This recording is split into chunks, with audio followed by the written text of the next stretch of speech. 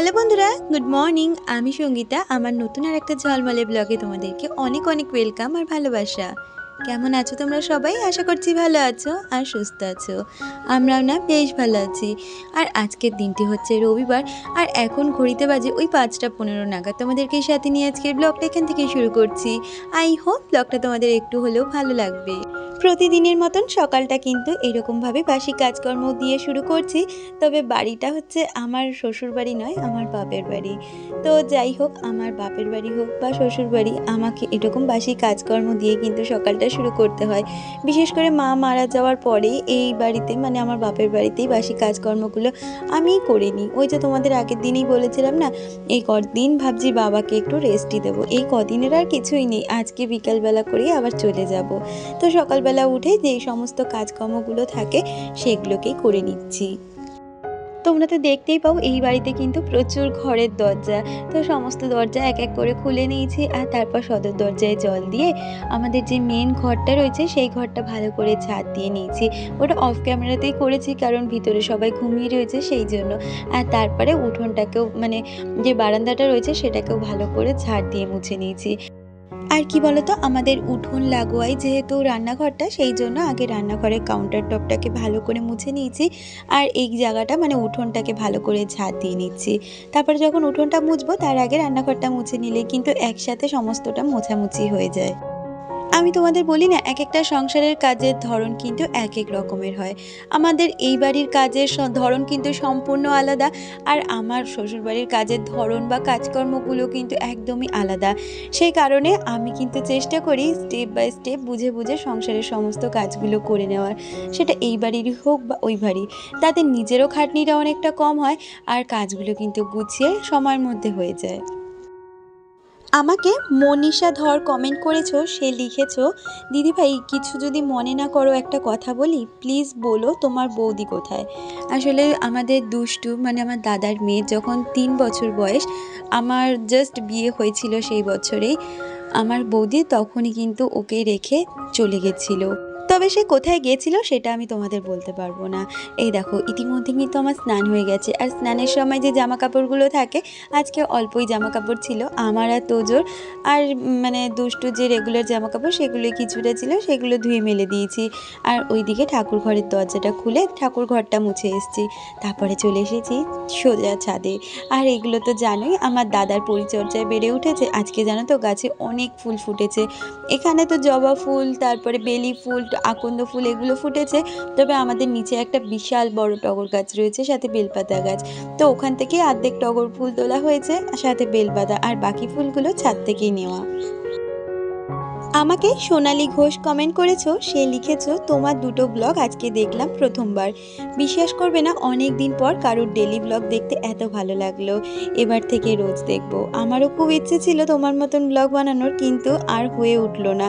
তবে তোমার ভিডিও রোজ দেখবো। থ্যাংক ইউ সোনালি দি, এইভাবে তুমি আমার পাশে দেখো। আর তোমার যে আমার ভিডিওগুলো পছন্দ হচ্ছে, এটা শুনেও আমার ভীষণই ভালো লাগলো। আর জানো তো, মায়ের এই গুরুদেবের জন্য কিন্তু মা বিশেষ করে সাদা ফুলগুলো বাড়িতে লাগিয়েছিল, যেমন ধরো টগর গাছ, এছাড়াও থোকা টগর গাছ রয়েছে আমাদের বাড়িতে, সাদা জবা গাছে রয়েছে। তো এই যে অনুকূল ঠাকুরকে আমার মা বলতো সাদা ফুল দিতে হয়, তো সেই জন্য সমস্ত ঠাকুরকে কিন্তু এখন ফুল বেলপাতা দিয়ে সাজিয়ে দিচ্ছি। আজকে আর বাবা কেনা ফুল আনিনি, সমস্তটাই গাছের ফুল দিয়ে ঠাকুরকে সাজাচ্ছি। আর গাছের ফুল দিয়ে সত্যি ঠাকুর সাজাতে ভীষণ ভালো লাগে। আমাকে পিয়ালি কমেন্ট করেছে, সে লিখেছে, ও দিদিভাই আমার নাম পায়েল না পিয়ালি, তুমি পায়েল বললে। তো যাই হোক, তুমি বলেছো এটাই অনেক আমার কাছে। না গো, একটু কি বলো তো, পরপর নামগুলো পড়তে না আমি একটু মিস্টেক করে ফেলি অনেক সময়, তো সেটার জন্য আমাকে ক্ষমা করে দিও। তুমি জানতে চেয়েছো আমার বাড়িতে 4টে গোপালবাবু রয়েছে, কিন্তু কেন সেটা জানতে চেয়েছো। তো তোমাদের আমি অনেক কাউকে বলেছি, আমার বাড়িতে 2টো গোপাল মানে অনেক দিন ধরেই রয়েছে। আমার শাশুড়ি মায়ের একটা গোপাল, আর আমি বিয়েতে গিফট পেয়েছিলাম আর একটা গোপাল। সেহেতু আমার বাড়িতে 2টো গোপাল আমার অনেক দিন ধরেই রয়েছে, মানে আমার বিয়ের পর থেকেই বলতে পারো। আর আমার বাপের বাড়িতে 2টো গোপাল ছিল আমার মায়ের। তো ওই 2টো গোপালকে তো বাবা 3 বেলা সেবা দিতে পারবে না, সেই জন্য বাবা বলেছিল তুই গোপাল দুটোকে যদি নিয়ে যাস তাহলে খুব ভালো হয়। তো ভাবলাম সেই জন্য গোপালগুলোকেও আমি নিয়ে আসি, তাই 2টো থেকে এখন ওরা 4 বন্ধু হয়ে গেছে বলতে পারো। আর এদিকে তো দেখতেই পেলেই কথা বলতে বলতে আমার ঠাকুর পুজো দেওয়া হয়ে গেছে। আর পুজো দেওয়ার পরে যে পিতলের ঠাকুরের বাসনগুলো রয়েছে সেগুলোকে একটু ভালো করে তেঁতুল দিয়ে মেজে দিয়েছি, কারণ বাবার পক্ষে দেওয়া সম্ভব না প্রতিদিন এরকম তেঁতুল দিয়ে ভালো করে মাজা। তবুও চেষ্টা করি যতটা ভালো করে মেজে রেখে দেওয়ার। আমি জানো তো বাবাকে অনেক দিন আগেই বলেছি যে পিতলের বাসনগুলো চেঞ্জ করে তুমি স্টিলের বাসনগুলো নামিয়ে নাও, মানে যদি না থাকে সেরকম কিনে নিয়ে আসো, কারণ পিতলের বাসন মাজতে দেখবে অনেকটা সময় লাগে, আর এই তেঁতুল পিতম্বরী দিয়ে মাজতে লাগে, সেটা তো একটা ব্যাটা ছেলের পক্ষে কখনোই সেরকমভাবে সম্ভব হয়ে ওঠে না। তবুও বাবা বলেছে দেখবো পরে কিনে আনবো, বাবারও আর তালে গোলে হয়তো হয়নি। আর তোমরা তো জানোই ঠাকুর ঘর থেকে বেরিয়ে এসে সকালে সমস্ত কাজ করে নেব, কিন্তু ঠাকুর দেওয়ার পরে আমার 1 কাপ চা লাগবে, সেই আমি যেখানেই থাকি না কেন। সেই কারণে রান্নাঘরে এসে আগে জলগুলো ভরে নিয়েছি, তারপরে বাবার জন্য আর আমার জন্য একটু চা বানিয়ে নিয়েছি, কারণ তোজো এখনও ওঠেনি। আর চা খেয়েই সঙ্গে সঙ্গে আমি আর বসিনি, জানো তো, চা খেয়ে আগে টিফিনটা করে নিয়েছি। কালকে যেহেতু একাদশী করেছিলাম, খিদেটাও বেশ জোরে পেয়েছিল, আর বাচ্চাগুলোকেও দিতে হবে, সেই জন্য এদিকে একটু তরকারি করে নিলাম, আলুর তরকারি, আর সাথে করে নেব লুচি। তোমাদের তো কালকেই জানিয়েছিলাম আজকে বাবার ঘরটা একটু পরিষ্কার করব, সেই জন্য সকাল সকাল আগে টিফিনটা করে নিচ্ছি, আর তারপরে দুপুরে রান্নার গোছগাছটা করে দেবো। বাবা বলছে আমি রান্না বান্নাটা করব, তোর ঘর বাড়ি পরিষ্কার করার থাকলে তুই সেগুলো কর। তো সেই জন্য টিফিনটা করে আমি না আজকে অফ ক্যামেরাতেই সমস্ত কিছু তাড়াতাড়ি করে গোছগাছ করে নিয়েছি, কারণ দাদারও আবার দুপুরে একটু তাড়াতাড়ি বেরোনোর ছিল। তো সেই জন্য বাবাকে সব গোছগাছ করে দিয়ে আমি সোজা চলে এসেছিলাম ঘরটা পরিষ্কার করে নিতে। আর আজকে আনা হয়েছিল মাটন। আমাকে বেঙ্গলি ব্লগার মুনমুন চ্যানেল থেকে দিদি কমেন্ট করেছিলে, সে জানতে চেয়েছো আমার বাপের বাড়ি কোথায়।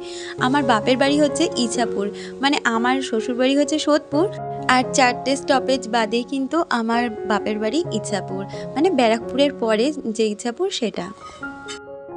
আর এদিকে দেখো আমি বললাম না যে ঘর বাড়ি একটু ডাস্টিং ক্লিনিং করব, খুব একটা ঝুল পড়েনি, কিন্তু এই যে যা যা ফার্নিচার রয়েছে সেগুলোর মধ্যে ভীষণ প্রকারের নোংরা ছিল, তো সেটাকে ভালো করে ঝাড়পোছ করে নিচ্ছি। আসলে মা থাকলে তো এগুলো মা করে, কিন্তু বাবার তো আর হয়ে ওঠে না বলো, একটা ছেলের পক্ষে কখনোই সম্ভব না এইরকম ধরে ধরে সমস্ত ঘর বাড়ি পরিষ্কার পরিচ্ছন্ন করা, তাই আমি এসেছি, আমি করে দিচ্ছি। সত্যিই জানো তো, একটা মেয়ে ছাড়া পুরো সংসারটা অচল হয়ে যায়। সংসারে থেকে নিজেকে ভালো রাখতে গেলে যে কোনো সুঅভ্যাস একবার যদি গড়ে তোলা যায় তাহলে কিন্তু আমাদের জীবন একদমই পরিবর্তন হয়ে যায়। যেমন তোমরা দেখতেই পাও আমার বাড়িতে সংসারটাকে যেভাবে আমি নিজের কঠোর পরিশ্রমে সুন্দরভাবে গুছিয়ে রাখি, এই দুদিনও কিন্তু আমি এসে এক ফোঁটাও রেস্ট নিইনি। আমি কিন্তু চেষ্টা করেছি আমার এই বাড়ির সংসারটাকে সুন্দরভাবে গুছিয়ে রাখার। হয়তো প্রতিদিন আমার বাড়িটাকে যেভাবে আমি গুছিয়ে রাখতে পারি এটাকে পারি না, কিন্তু দুদিনে এসে যতটা করার আমার পক্ষে সম্ভব আমি করে দিয়ে যাচ্ছি। এগুলো একটা সুঅভ্যাস ছাড়া কিন্তু কিছুই নয়, আর এইসব সুঅভ্যাসের কারণে কিন্তু সংসারের লক্ষ্মীশ্রী বজায় থাকে। আমাকে শ্যামলী বক্সিদি কমেন্ট করেছো, সে লিখেছো তোমার ভিডিও দেখার আমার একটা নেশা হয়ে গেছে গো, খুব ভালো লাগে তোমার ভিডিওগুলো দেখতে, কাজের একটা এনার্জি পাই গো দি ভাই। থ্যাংক ইউ সো মাচ যে এত সুন্দর একটা কমেন্ট করলে। তোমাদের যে আমি একটু ভালোবাসা পাচ্ছি, এটা কিন্তু আমার কাছে জানো তো অনেকটা বড় অ্যাচিভমেন্ট। তোমরা এইভাবেই শুধু আমার পাশে থেকে যেও। আর এই যে ঘরের যেই ফার্নিচারগুলো রয়েছে সেগুলোকেই একটা একটা করে মুছে নিয়েছি। এগুলো মাই গোছগাছ করে রাখতো, গোছগাছ তো এখনও আছে কিন্তু পরিষ্কার নেই, আর বাবার পক্ষে তো প্রতিদিন এই কাজগুলো করা সম্ভব নয়, এইগুলো তো একটা বাড়ির মেয়েরাই করে, তাই নয়? আমাকে সোমা দেবনাথ দি কমেন্ট করেছো, সে লিখেছো তোমার মা নেই, ঘরটা খুব ফাঁকা ফাঁকা লাগছে, তোমার বাবার খুব কষ্ট হয়ে যায়। হ্যাঁ গো, বাবার ভীষণ কষ্ট হয়ে যায়। আজকে যে কাজগুলো করছি আর মনে পড়ছে মায়ের কথা। আসলে আমরা মেয়েরা একটা সংসারকে সাজাতে গেলে নিজের কতটা কষ্ট পরিশ্রম দিয়ে ছোট ছোট জিনিস কিনে হোক বা গুছিয়ে হোক আমরা পরিষ্কার পরিচ্ছন্ন করে সংসারটাকে গুছিয়ে রাখি, কিন্তু একটা সংসার থেকে একটা মেয়ে চলে গেলে সেই সংসারটার যে কত খারাপ অবস্থা হয় প্রতি মুহূর্তে আমি সেটা ফিল করি। আর আমার পক্ষেও তো সম্ভব নয় নিজের সংসার ফেলে এসে আমি এই সংসারটাকে ধরে রাখবো, তবুও চেষ্টা করি। এখন যেহেতু সবার ছুটি তাই এসেছিলাম ঘুরতে, আর এর মাঝেই এতগুলো কাজ করে দিয়ে যাচ্ছি। এই কথাগুলো জানো তো বলার আর কাউকে পেতাম না, কিন্তু এখন যখন আবার নতুন করে সমস্তটা শুরু করেছি তাই তোমাদের সাথে এই কথাগুলো শেয়ার করতে পারলে নিজেরও ভীষণ ভালো লাগে। আর দেখতেই পেলে ঘরের সমস্ত কোনা চানাচগুলো ভালো করে পরিষ্কার করে নিয়েছি।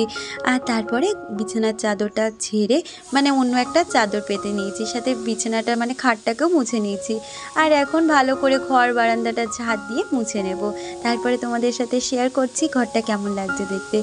তাহলে চলো কাজগুলো সারতে সারতে আমার আজকে সুন্দর কয়েকজন বন্ধুদের নাম নেওয়া যাক। Puja Ghosh, Piyali, Soma Ghosh, Anupama Mitra, Ratna Khanam, Nabita, Bengali blogger Munmun, Shyamali Baksi, Monir Sansar, Manisha Dhar, real blogger AP, Soma Debnath, Sayantika Barman, Soma Ganguly, Biswarup Das. তোমাদের সকলকে অনেক ধন্যবাদ আর অনেক ভালোবাসা প্রতিদিন আমাকে এত সুন্দর সুন্দর কমেন্ট করার জন্য।